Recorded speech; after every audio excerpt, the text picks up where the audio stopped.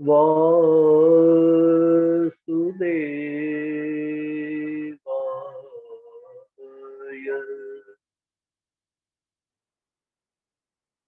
ॐ स्वस्ति श्री गणेशाय नमः।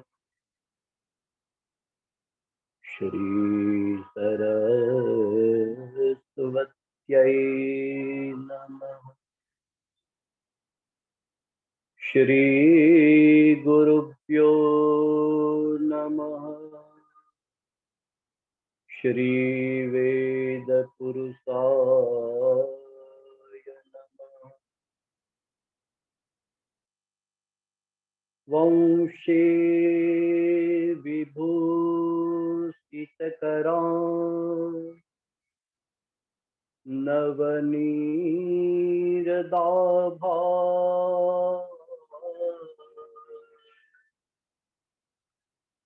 पीताम्बरारुणविं बफलातरोष्णा पूर्णेन्दुसुन्दरमुखात् अरविन्दनेत्रा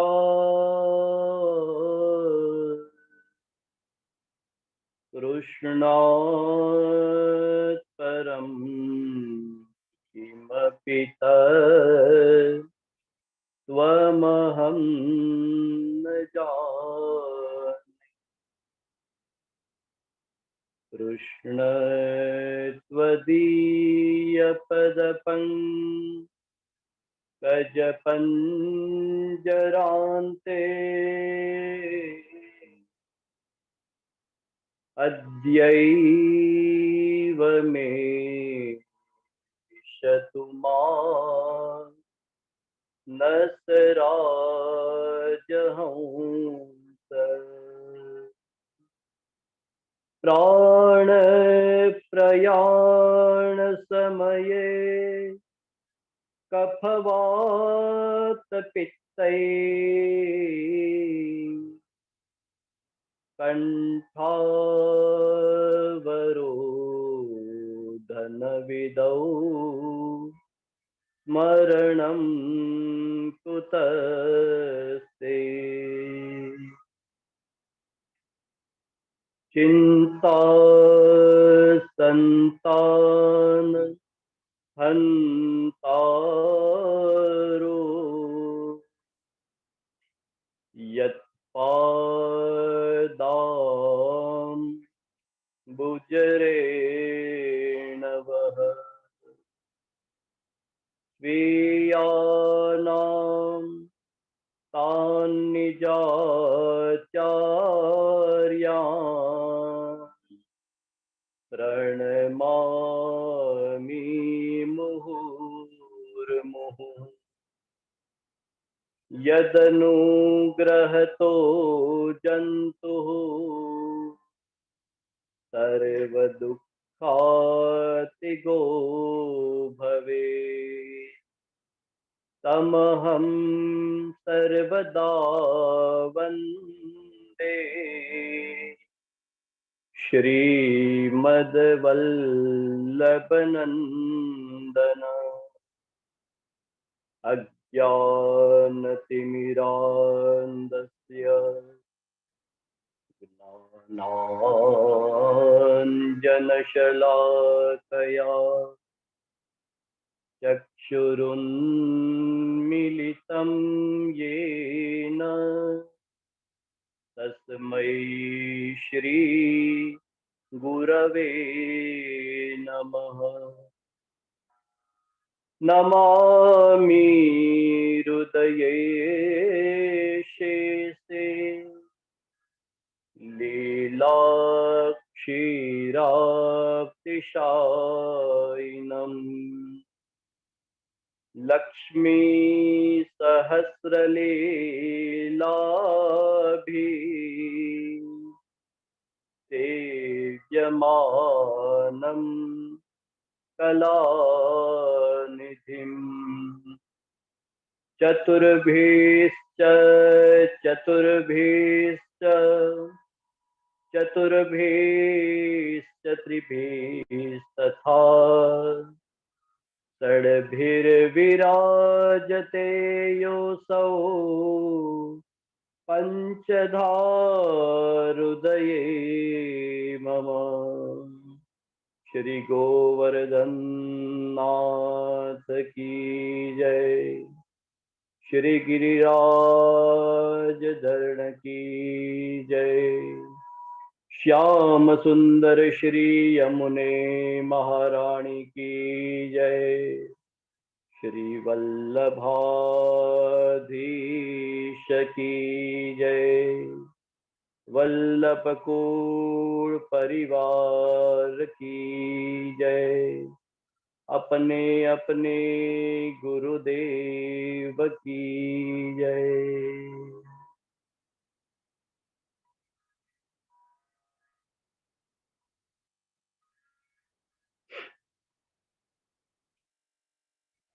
परम कृपाळु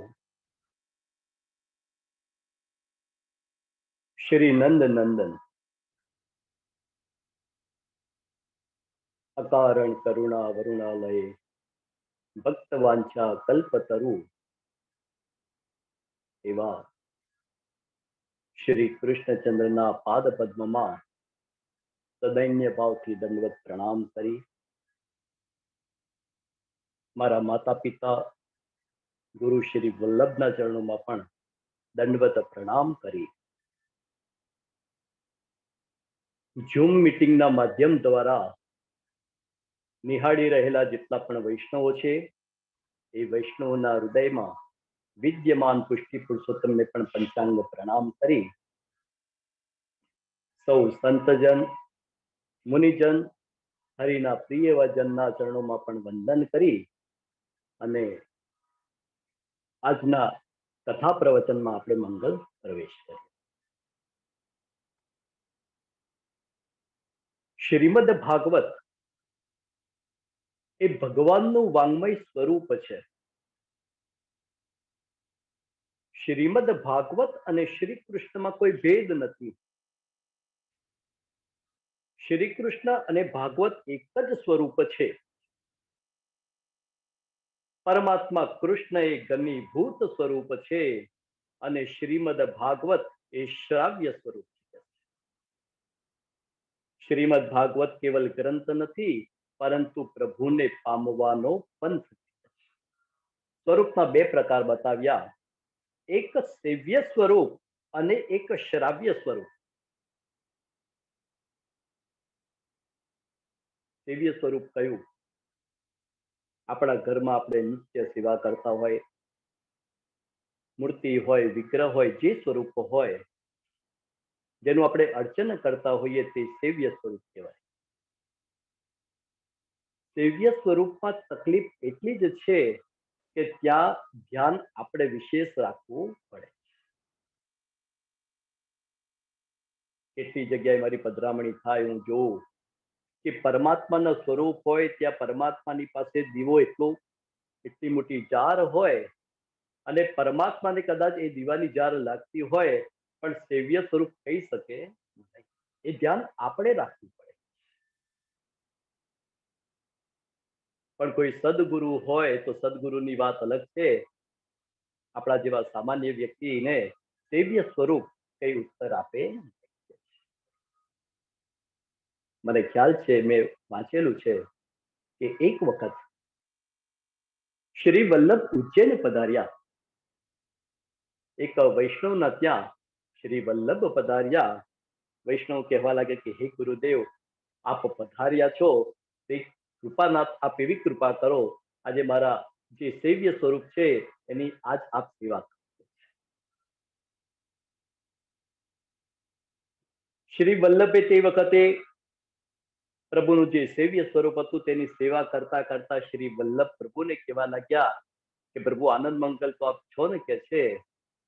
ત્યારે ઠાકોરજી એમ કહેવા લાગ્યા કે આપ તો બધું બરાબર છે પણ વૈષ્ણવ જ્યારે મને દૂધ અરુગાવે છે ત્યારે થોડી ઉતાવળ કરે છે અને મારે બહુ ગરમ ગરમ દૂધ અરોગવું પડે છે. શ્રી વલ્લભ જતા જતા વૈષ્ણવને ટકોર કરતા જાય છે કે જ્યારે ઠાકોરજીને આપણે દૂધ અર્પણ કરો તેને શીત કરીને અર્પણ કરો.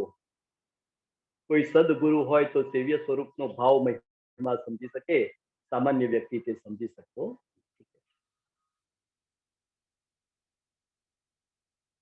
શ્રાવ્ય સ્વરૂપ પર વિશ્વાસ હોય તો શ્રાવ્ય સ્વરૂપ દરેક પ્રશ્નોના ઉત્તર આપણને આપે.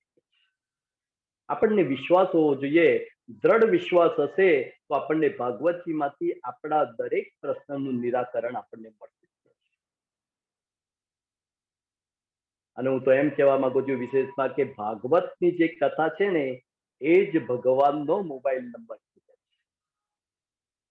ભાગવતની કથા એ જ પરમાત્મા કૃષ્ણનો મોબાઈલ નંબર છે. કૃષ્ણને જો સંપર્ક કરવો હોય તો ભાગવતની અંદર મોબાઈલ નંબર આપેલો છે, સંપર્ક નંબર આપેલો છે.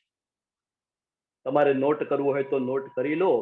ભગવાનનો ભાગવતજીમાં કયો મોબાઈલ નંબર આપ્યો છે તો હું આંકડા બોલું છું, લખો 1 2 3 3 5 1 8 0 0 0. મોબાઈલના આંકડા 10 હોય અને મેં આપને 10 આંકડા લખાવ્યા. ભાગવતની અંદર પ્રભુને પ્રાપ્ત કરવા માટેનો મોબાઈલ નંબર આપેલો. આપણને એમ થાય કે આ મોબાઈલ નંબર ક્યાં આપેલો છે, ત્યારે તમને જણાવું કે પહેલામાં પહેલું તો 1 2. આ ભાગવતના સ્કંદ કેટલા તો કહ્યું કે 12. પહેલા સ્કંદનું નામ અધિકાર લીલા.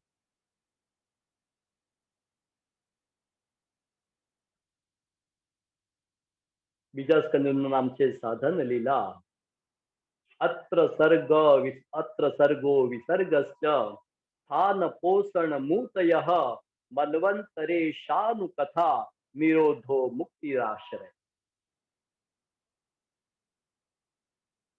કોઈકમાં 19 અધ્યાય છે, કોઈકમાં 10 અધ્યાય છે, કોઈકમાં 33 અધ્યાય છે, કોઈકમાં 31 અધ્યાય છે, કોઈકમાં 15 અધ્યાય છે, કોઈકમાં 26 અધ્યાય છે, કોઈકમાં 24 અધ્યાય, કોઈકમાં 24 અધ્યાય. દસમ સ્કંદમાં તો 90 અધ્યાય છે, એકાદશ સ્કંદમાં 31 અધ્યાય અને 12મા સ્કંદમાં 13 અધ્યાય. તો મોબાઈલ નંબરમાં 1 2 યાને 12 સ્કંદ. પછી આવ્યું છે 3 3 5. તો ભાગવતના અધ્યાય કેટલા તો 335 અધ્યાય. અને છેલ્લું આવ્યું 18000. તો ભાગવતના શ્લોક કેટલા તો કહ્યું કે 18,000 શ્લોક. ભાગવતની કથા, ભાગવતનો સંગ પ્રાપ્ત કોને થાય કે છે તો કૃષ્ણની જેની ઉપર કૃપા હોય, કૃષ્ણને જેની ઉપર કૃપા થાય તે જ ભાગવતનો લાભ, ભાગવતનો સંગ કરી શકે છે. એથી વિશે તું તો એમ કહેવા માંગીશ કે સોલાવાળા કૃષ્ણ શંકર દાદા તો એમ કહેતા કે કૃષ્ણ જેને પકડીને લાવે તે જ ભાગવત કથા શ્રવણ કરી શકે. નહીં તો બધાનું તે વાત નથી કે દરેક વ્યક્તિઓ શ્રવણ કરી શકે છે. તો આવો આપણો જે વિષય છે એ વિષયમાં આપણે મંગલ પ્રવેશ કરીએ. સૌ પ્રથમ શ્રીમદ ભાગવતને આપણે વંદન. શ્રીમદ ભાગવતમ પુરાણ તિલકમ યદ વૈષ્ણવાનામ દનમ યસ્મિન પારમહંસ્યમેવ મમલમ જ્ઞાનમ પરમ ગીયતે यत्र ज्ञान विराग भक्ति सहितम नैष्कर्म्यमाविष्कृतम तच्छृण्वन् प्रपठन् विचारण परो या विमुच्ये नरः। શ્રીમદ ભાગવતમ પુરાણ તિલકમ. શ્રીમદ ભાગવત એ તો પુરાણોનું તિલક છે. ભાગવત એ તિલક સમાન છે કે છે. કેટલા પુરાણો છે મેં પહેલા પણ કહ્યું હતું, 18 પુરાણો. મદવયમ ભદવયમ ચૈવ ભત્રયમ ચતુષ્ટયમ, એમ 18 પુરાણો થાય છે. અનાપલિંગ 18 પુરાણોની અંદર કોઈ સર્વશ્રેષ્ઠ હોય તો તે શ્રીમદ ભાગવત. યદ વૈષ્ણવા નામ ધનમ, વૈષ્ણવોનું સાચું ધન કયું તો કહ્યું છે કે શ્રીમદ ભાગવત એ જ વૈષ્ણવોનું સાચું ધન. આપણે જોઈએ કે આપણા ઘરમાં જે દ્રવ્ય હોય, પૈસો હોય, આપણે પૈસાની આપણા દ્રવ્યની કેવી સાચવણી કરીએ છીએ. લોકર ખોલાઈએ, તિજોરીની અંદર ખૂબ સાચવીને મૂકીએ. સામાન્ય દ્રવ્યની અર્થની આપણે જો આટલી કાળજી રાખતા હોઈએ તો ભાગવત એ જ વૈષ્ણવનું સાચું ધન. આપણા ઘરમાં ભાગવત હોય, કદાચ કોઈ આવીને પૂછે કે ભાઈ આપના ત્યાં ભાગવતજી છે, ત્યારે ત્યાં ભાગવતજી ધૂળ ખાતું હોય કે છે, ભાગવતજીના ગ્રંથિની ઉપર ધૂળ જામી ગઈ હોય, ત્યારે હું એટલું કહીશ કે વૈષ્ણવોનું સાચું કોઈ ધન હોય તો તે શ્રીમદ ભાગવત છે. દરેક પ્રકારની ગ્રંથિમાંથી આપણને દૂર કરે તે ગ્રંથ. યદ વૈષ્ણવા નામ ધનમ કે છે, યસ્મિન પારમહંસ્યમેવ મબલમ જ્ઞાનમ પરમ ગીયતે કે છે. પરમહંસોની સંહિતા. તેમાં કોનું નિરૂપણ કરેલું છે તો કહ્યું છે કે યત્ર જ્ઞાન વિરાગ ભક્તિ સહિતમ. આમાં ભક્તિની વાતો આવે, જ્ઞાન વૈરાગ્યથી સભર છે તે જ ભાગવત શીખે છે. જીવનમાં ભક્તિ કેવી હોવી જોઈએ તો ભાગવતની અંદર કહ્યું છે કે ભક્તિ કેવી હોવી જોઈએ, અહૈતુકી અને અપ્રતિહતા. બંને શબ્દો ખૂબ સમજવા જેવા છે. પહેલો શબ્દ છે અહૈતુકી, હેતુ વગરની ભક્તિ જીવનમાં હોવી ખૂબ જરૂરી છે. આપણે તો જ્યારે પણ મંદિરમાં જઈએ, જ્યારે પણ હવેલીમાં જઈએ, ત્યારે આપણી માગણીઓનું લિસ્ટ તૈયાર જ હોય કે હે પ્રભુ મારી આ ઈચ્છા પૂરી કરો, હે પ્રભુ મારી આ ઈચ્છા પૂરી કરો. ત્યારે પ્રભુને તો એમ થાય કે આ વ્યક્તિ મારી પ્રાર્થના નહીં પણ વેપાર કરવા માટે જ પધારે છે. દયારામભાઈએ કેટલું સુંદર લખ્યું છે, હરી પાસે કાંઈ ના માગીએ, માગે પસ્તાવો થાય, ઉદાસી આવે મારા નાથને વ્યાપાર સરીખો ગણાય. પ્રભુની પાસે હેતુ વગર જઈ અને પ્રભુની પ્રાર્થના કરવી. એક ભાઈએ હનુમાનજીની બાધા રાખી, હનુમાનજીની બાધા રાખી અને હનુમાનજીને જ પ્રાર્થના કરી કે હે પ્રભુ મારા ઘરમાં બધું છે પણ શેર માટીની ખોટ છે, આપ કઈ કૃપા કરો મારા ત્યાં સંતાન થાય. હનુમાનજીની તો કૃપા ઉતરી. પેલા ભાઈએ એવો સંકલ્પ કર્યો હતો કે હે પ્રભુ જો મારા ત્યાં સંતાન થશે તો હું આપને 10,000 ની ભેટ અર્પણ કરીશ. હનુમાન દાદાની એવી કૃપા થઈ કે તે ભાઈના ત્યાં સંતાન થયું.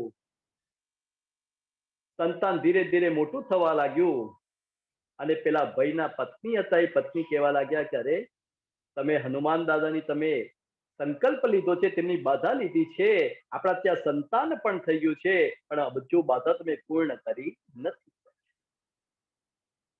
બાધા જલ્દીથી પૂર્ણ કરો નહીં તો ગદાવાળા છે છોડશે નહીં કે. ભાઈએ સંકલ્પ તો કરતા કરી દીધો પણ જ્યાં 10,000 ચૂકવવાના આવ્યા અને ત્યાં તો પરસેવો રિજેક્ટ થયા કે કરવું શું કે. પણ આ તો કલયુગનો માનવી હતો કે છે.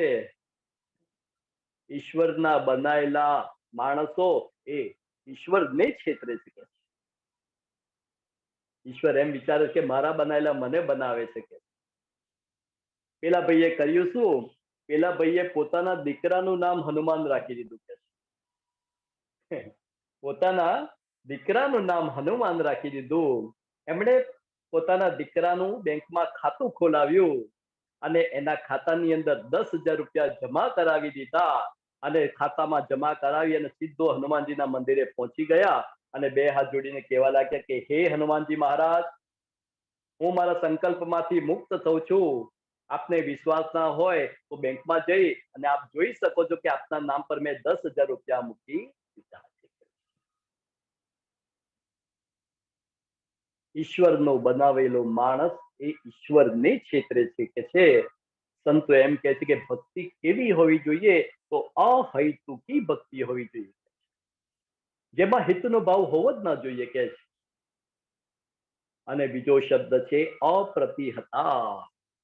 અપ્રતિહતાનો મતલબ થાય છે તૈલ ધારવત. જ્યારે તેલ આપણે કાઢવાનું હોય તો આપણે કેટલું ધ્યાન રાખીએ છીએ કે તેલ નીચે ઢોળાય નહીં.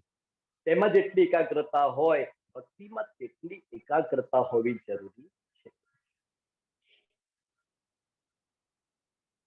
સાસુમાં માળા કરતા હોય, શ્રી કૃષ્ણ શરણમ મમા, શ્રી કૃષ્ણ શરણમ મમા. અરે વહુ બાબલો રડે છે, શ્રી કૃષ્ણ શરણમ મમા, શ્રી કૃષ્ણ શરણમાં. અરે વહુ કુકરની સીટી વાગી, શ્રી કૃષ્ણ શરણમ મમા. અને આમ કરતા કરતા માળા કરે ત્યારે મને કહો કે આ ભક્તિ ક્યાં જઈને ફળવાની છે? અપ્રતિહતા ભક્તિ તૈલ ધારવત. જ્યારે ભક્તિ કરો ત્યારે બીજી કોઈ જગ્યાએ ધ્યાન ન હોવું જોઈએ. ભક્તિ એને અપ્રતિહતા ભક્તિ કહેવાય. બીજો શબ્દ છે ઉસ્ફૂર્ય ભક્તિ. આજે મેં મારા ઠાકોરજીને આ લાડ લડાવ્યા છે, તો આવતીકાલે મારા ઠાકોરજીને હું શું આરોગાવીશ, મારા ઠાકોરજીને હું શું લાડ લડાવીશ. જેમ ભક્તિમાં રોજે રોજ અભિવૃદ્ધિ થાય તો સમજવાનું કે મારા જીવનમાં અપ્રતિહતા ભક્તિ પ્રગટી રહી શકે છે. તો જીવનમાં ભક્તિ કેવી હોવી જોઈએ? અહૈતુકી અને અપ્રતિહતા ભક્તિ હોવી જોઈએ. તો કહ્યું છે કે યત્ર જ્ઞાન વિરાગ ભક્તિ સહિતમ નૈષ્કર્મ્યમાં વિસ્તૃતમ. કથાથી જ જીવનની વ્યથા દૂર થશે કે છે.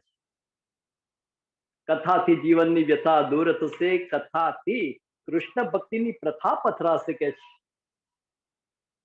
આપણને એમ થાય કે આ કથા ક્યાંથી પ્રગટ થઈ? તો વ્યાસજીની જે વ્યથા હતી તે વ્યથામાંથી આ કથા પ્રગટ થઈ છે. વ્યાસજીએ 17 પુરાણોની રચના કરી.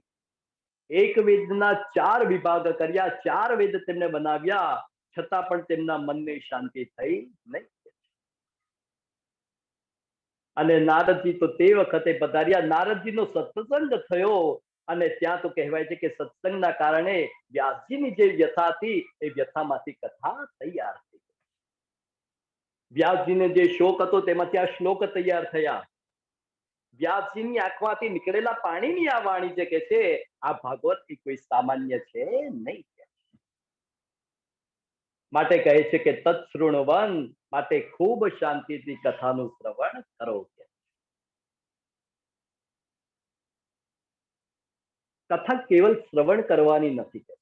કેટલાક લોકો એમ કહે કે અમે અમારા જીવનમાં કેટલી કથાઓ સાંભળી નાખી શકે છે, પણ કથા ખરેખર સાંભળીને નાખવા માટે નથી, કથા તો સાંભળીને રાખવા માટે છે. માટે ફક્ત શ્રવણ નહીં, શ્રવણ, મનન, ચિંતન અને નિધિધ્યાસન જીવનમાં થશે તો એ કથા સાંભળ્યાનું સાર્થક થશે. ભાગવતજીની અંદર આપણે સૌ જાણીએ છીએ કે ભાઈ પૃથુ રાજાનું ચરિત્ર આવે છે.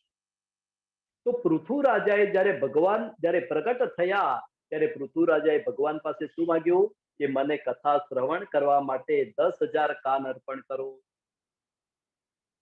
આપણને એમ થાય કે 10,000 કાન વાળો વ્યક્તિ લાગે કેવો, પણ પૃથુ રાજાનો માગવાનો મતલબ એ હતો કે 10,000 કાનની જે શ્રવણ શક્તિ છે એટલી શ્રવણ શક્તિ મારા આ 2 કાનમાં તમે અર્પણ કરો.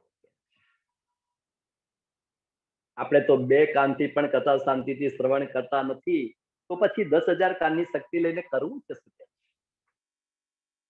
માટે કહ્યું છે તત્શૃણવન, ખૂબ શાંતિથી કથા શ્રવણ કરો. પછી કહ્યું છે પ્રપઠન, બને તો નિત્ય ભાગવતજીનું પઠન કરવું, નિત્ય પઠન કરવું. પણ મનના એવા એવા દોષો છે, 8 પ્રકારના દોષ બતાવ્યા. અસાધુ, કામાતુરમ, ભયાતુરમ, હર્ષાતુરમ, શોકાતુરમ કે છે. મનના બધા દોષ બતાવ્યા કે છે. એક ભાઈએ એવો નિયમ રાખ્યો કે હું નિત્ય ભગવતજીનો પાઠ કરીશ કે છે, રોજ 1 અધ્યાયનું પઠન કરીશ કે છે. એક દિવસ બન્યું એમ કે તે ભાઈને બહાર ગયા હતા અને બહાર ગામથી મોડી રાત્રે પોતાના ઘરે આવ્યા. ખૂબ મોડું થયું, જમવાનું બાકી હતું અને ત્યાં તો ભાગવતજીનો ગ્રંથ લઈ અને હોંશે હોંશે ભાઈ તો બેસી ગયા પાઠ કરવા. પણ ત્યાં તો જ્યારે ગ્રંથ ખોલીને જોયું, ઓહો, આજનો અધ્યાય તો ખૂબ મોટો છે કે ત્યાં તો મણિરામે એવી અંદરથી સૂચના આપી કે આજે ખૂબ થાકેલો છે, આજે તું એમ કર, આજે 1 શ્લોક વાંચીને તું સૂઈ જા કે છે, અને આજનો જે અધ્યાય છે એ તું કાલે કરજે કે છે. મણિરામે તરત સૂચના આપી, તેની પાછળ આત્મારામે તરત સૂચના આપી કે ગમે તેટલો થાકેલો હોય પણ તારો જે નિયમ છે એ નિયમનો ભંગ થવો જોઈએ નહીં. અને ત્યાં તો મણિરામ કહેવા લાગ્યા કે આજે છોડી દે, અને આત્મારામ કહેવા લાગ્યા કે આજનો નિયમ પૂર્ણ કર. અને બંનેના ઝઘડાની અંદર મન એક ગુરુ બની ગયો છે અને આત્મા ચેલો બન્યો છે. ભાઈને એમ થયું કે આજે ખૂબ થાકેલો છું, અને ત્યાં તો ભગવતજીનો ગ્રંથ બંધ કરી અને જય ગોદડેશ્વર, અને ત્યાં ભાઈ તો સુઈ ગયા. આ મનના બધા દોષ બતાવ્યા. બને તો પ્રપઠન નિત્ય ભાગવતજીનું પઠન કરવું. 1 અધ્યાય ના થાય તો કમસે કમ 1 શ્લોકનું પણ વાંચન કરવું. ભાગવતજી તો એમ કહે છે કે 1 શ્લોકનું પણ વાંચન ના કરો તો કમસે કમ અડધા શ્લોકનું પણ વાંચન કરો. અરે અડધા શ્લોકનું પણ વાંચન ન થાય તો કમસે કમ 1 પદ, 1 ચરણનું પણ કમસે કમ તમે વાંચન કરો, પણ નિત્ય તેનો પાઠ થવો જોઈએ. મુંજાયેલાને માર્ગ દે તે ભાગવત કે છે, તપેલાને શીતલ કરે તે ભાગવત, જીવન વનને વૃંદાવન બનાવે તે ભાગવત, સકામને નિષ્કામ બનાવે તે ભાગવત, અને નિષ્કામને કૃષ્ણ કામ બનાવે તે જ ભાગવત કે છે. માટે ભાગવતજીનું અવશ્ય સેવન કરવું જોઈએ કે છે. નિરંતર શ્રવણ કરવા માટેની આપણી તત્પરતા છે, પહેલામાં પહેલો તો એ પ્રશ્ન થવો જોઈએ. આપણને ભક્તિ માટે, ભાગવતજીના શ્રવણ માટે આપણને પ્યાસ છે?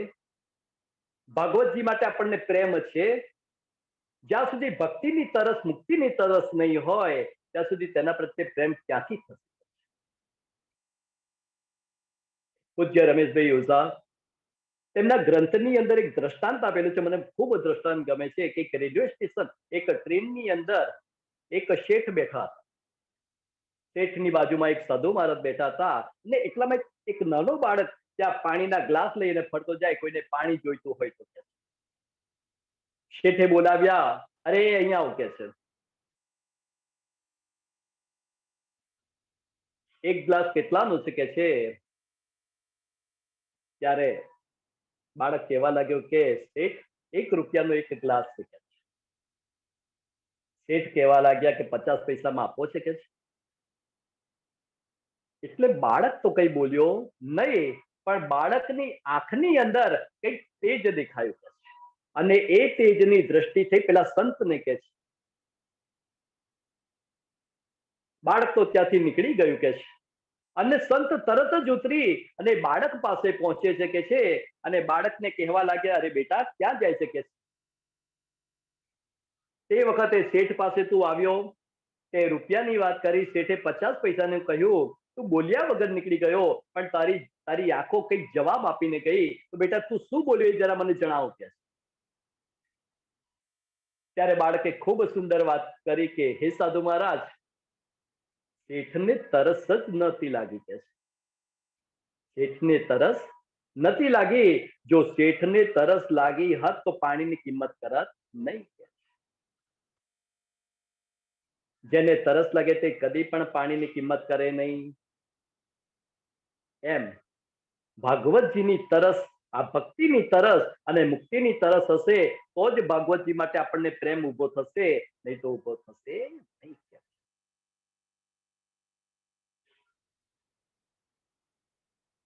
સંતો તો ભાગવતને સરિતાની સાથે સરખાવે છે. સંતો એમ કહે છે કે ભાગવત એ મંદિર નહીં પણ એ સરિતા જ કે છે. આપણને એમ થાય કે સરિતા અને મંદિરમાં ભેદ શું છે કે છે?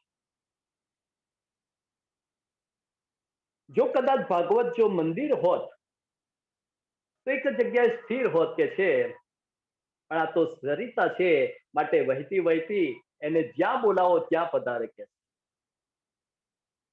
અત્યારે અહીંયા આગળ ભારતમાંથી આ પ્રવાહ વહેતો વહેતો છેક પાશ્ચાત્ય દેશની અંદર પધારી રહ્યો છે, તો કહે છે કે કથા એ સરિતા છે કે છે, કથા મંદિર નથી કે.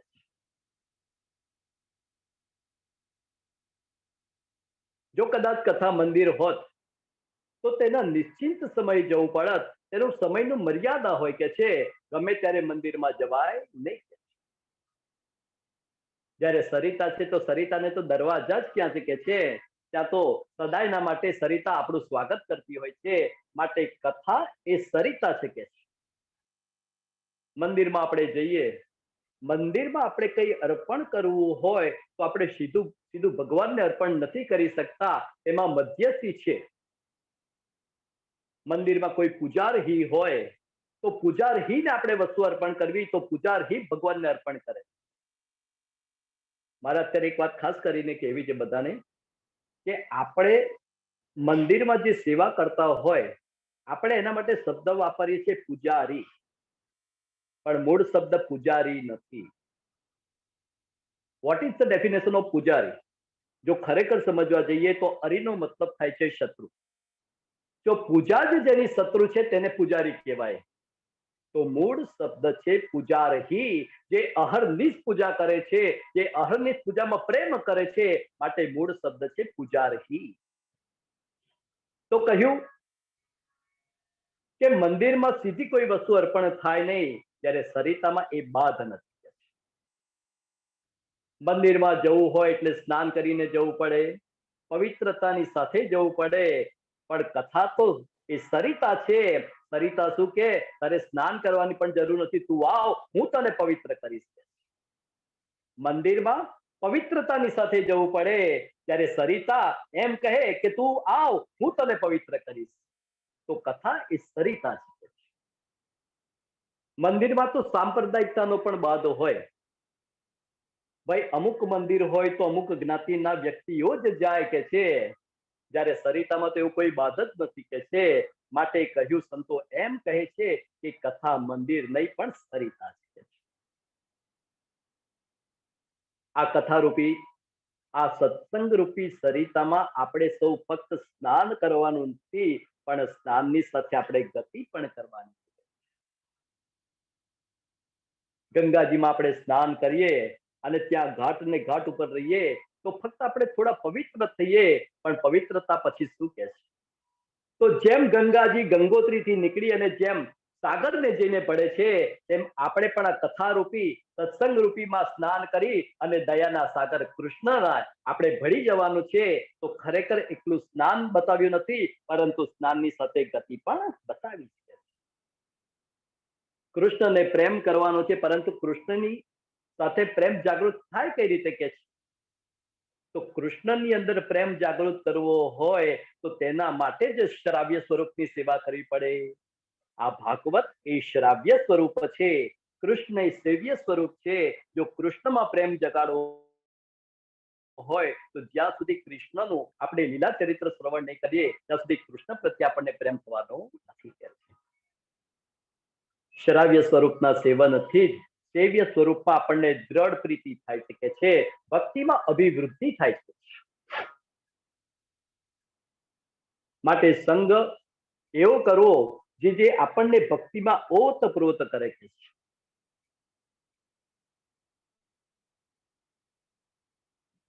ભાગવતની અંદર લખ્યું છે કે વાણી કોની શ્રવણ કરવી કે છે?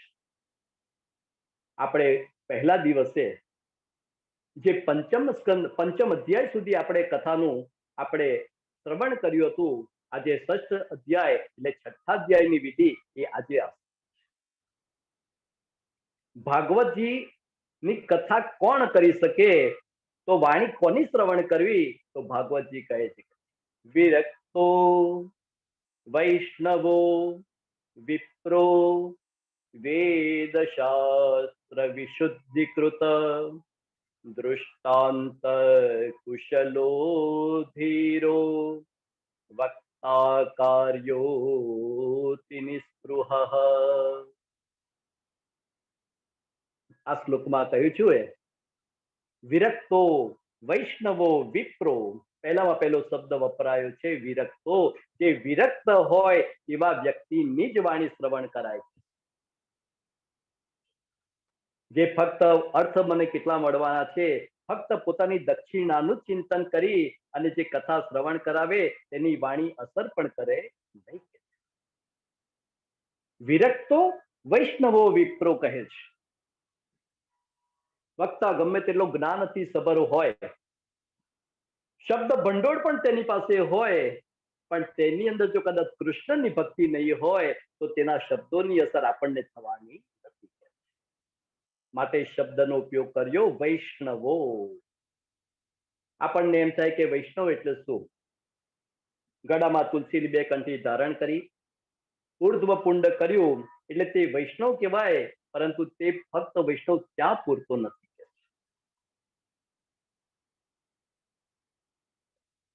આપણને જે કૃષ્ણમાં પ્રીતિ જગાડે, જે પોતે પણ વિષ્ણુમાં રત હોય, વિષ્ણુની ભક્તિ અવિરત કરતો હોય તેવા વ્યક્તિની વાણી આપણને અસર કરે.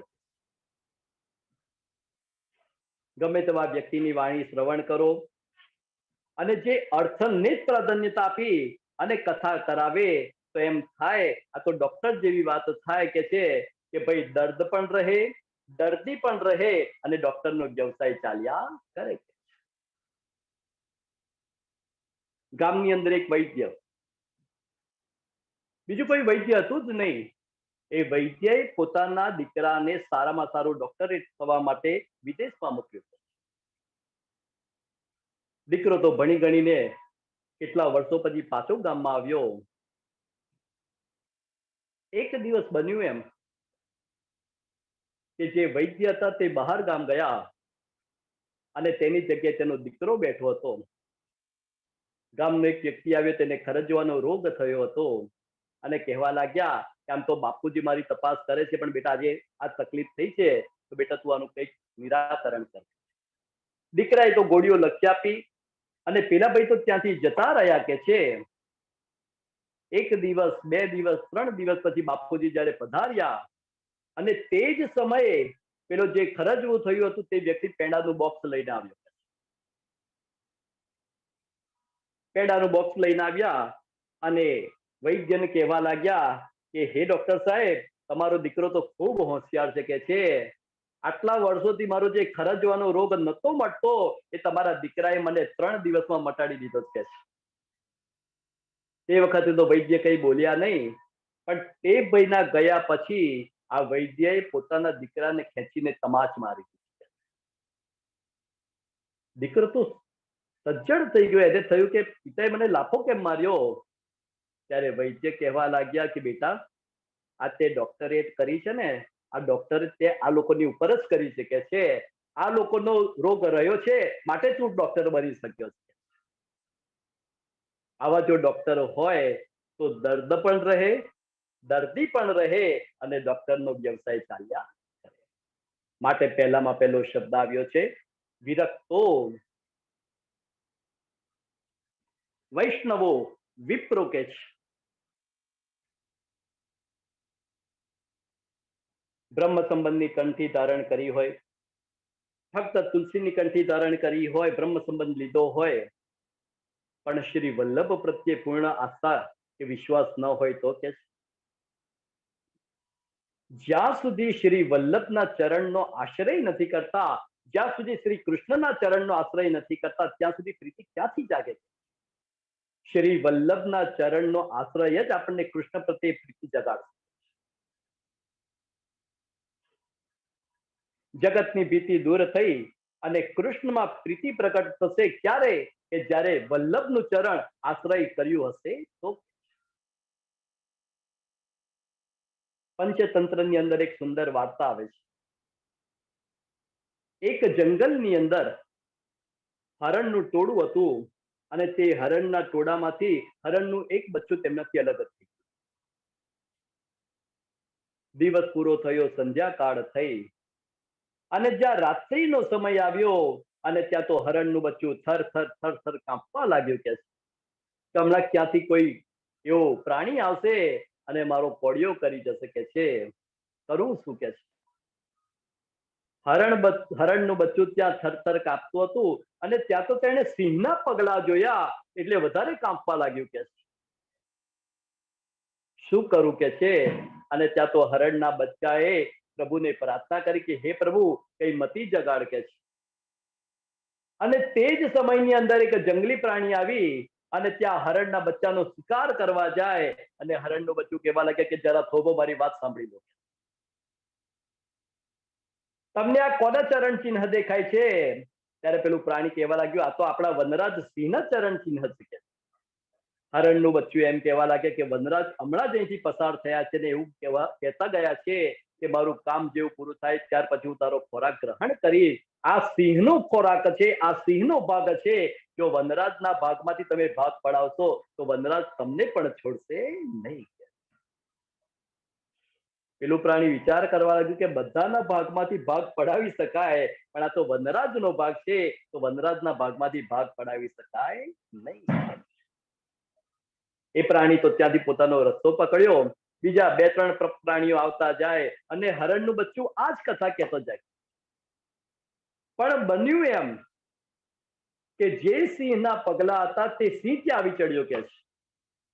અને જ્યાં સિંહ તરાપ મારવા જાય અને ત્યાં તો હરણનું બચ્ચું કહેવા લાગ્યો જય હો જય હો જય હો. સિંહ વિચાર કરવા લાગ્યા મરવાનું નજીક છે આ જયકાર બોલાવે છે કોની કે છે. હરણનું બચ્ચું કહેવા લાગ્યા કે હે પ્રભુ હે વનરાજ આપનો જયકાર હો કે છે.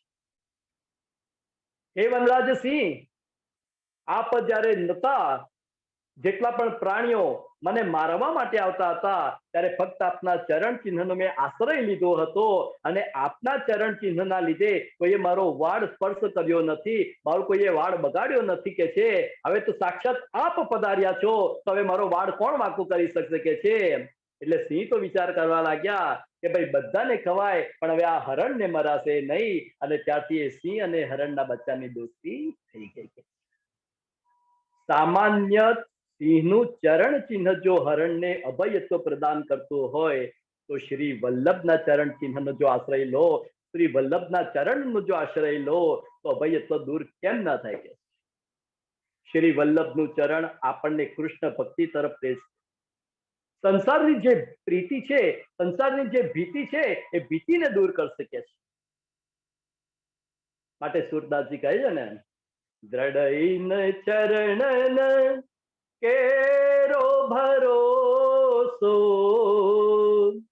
દ્રઢઈન ચરણન કેરો. દ્રઢઈન ચરણન કેરો ભરોસો દ્રઢઈન ચરણન કેરો કે છે.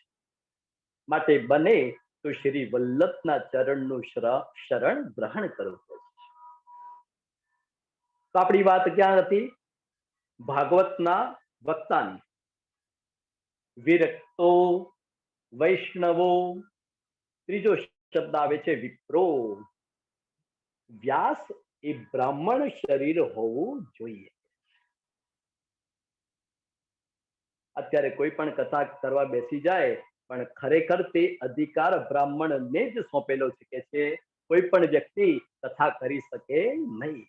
વિરક્તો વૈષ્ણવો વેપ્રો, વેદ શાસ્ત્ર વિશુદ્ધિકૃત, જેની પાસે વેદ પુરાણ ઉપનિષદોના જેની પાસે દ્રષ્ટાંત છે અને જે દ્રષ્ટાંત દ્વારા જે સિદ્ધાંત સમજાવી શકે એવા કુશલ વક્તાની અહીં ભાગવતની અંદર ચર્ચા કરી છે.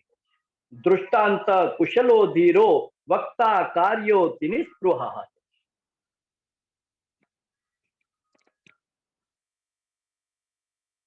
અહીંયા વૈષ્ણવ શબ્દનો ઉપયોગ કેમ થયો છે કે આપણને એમ થાય કે ભાઈ વક્તા વૈષ્ણવ કેમ હોવો જોઈએ?